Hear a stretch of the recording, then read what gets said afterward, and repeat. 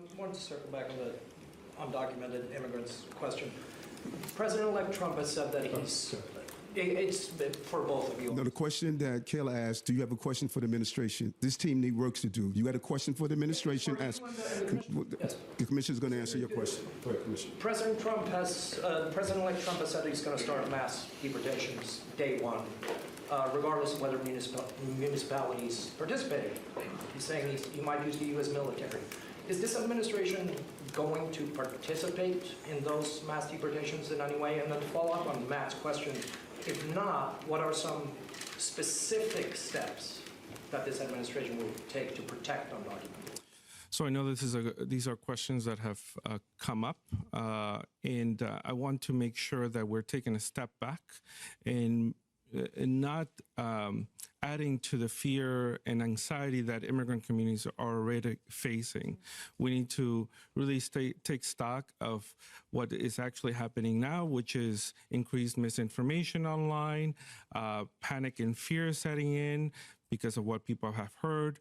I want to reassure people they do not need to self-deport. They do not need to hide, go in the shadows, and that they can continue to use our city services, especially emergency services, like a police department or hospitals and so on. The biggest threat right now is, again, the fear that's setting in.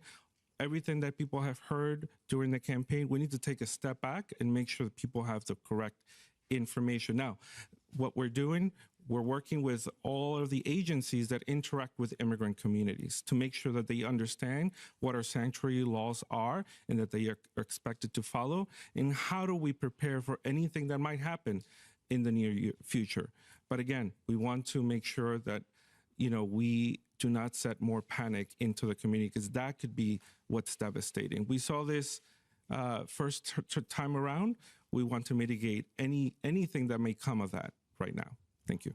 Mr. Mayor, can I just ask you? No, you can't. Go to the next question, Kayla.